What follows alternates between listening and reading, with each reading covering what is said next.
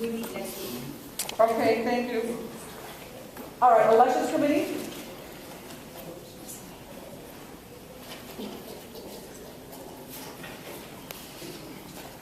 All right, thanks. All right, the election committee is here just to give you a brief report on the recall petition status.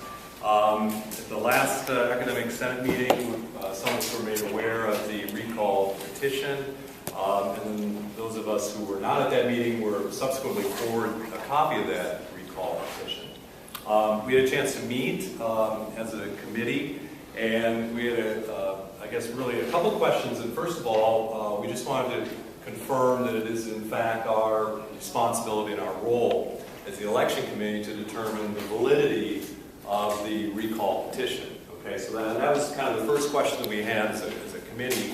And then the second question that we had as we reviewed the petition in more detail was really what guidelines do we use to determine, if in fact that's our role, to determine whether that petition is valid. Okay, and we looked around and we tried to find academic senate guidelines for such a recall effort, and there weren't any. So I guess we're kind of looking to make sure that if we're going to do this, that we do it at least in terms of the guidelines that we're going to use, that we have a consensus as to which guidelines we are going to use and how we're going to apply those.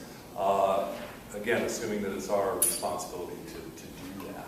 Okay, obviously we would conduct an election if it got to that point, but we're just questioning, is that our role to evaluate whether that petition is valid? And then second of all, if it is, what criteria do we use? And just to make sure that everybody agrees on that criteria and we can make that determination. Okay, so I kind of open it up, I guess.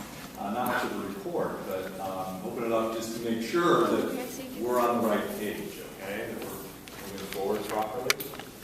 Steve, I have a question. Did you receive requests from people to remove their names from the petition? That was one of the questions that we had in terms of how do we evaluate that? What guidelines do we use to evaluate that? But we did receive some requests from some of the members who did sign the petition initially to have their names removed, okay?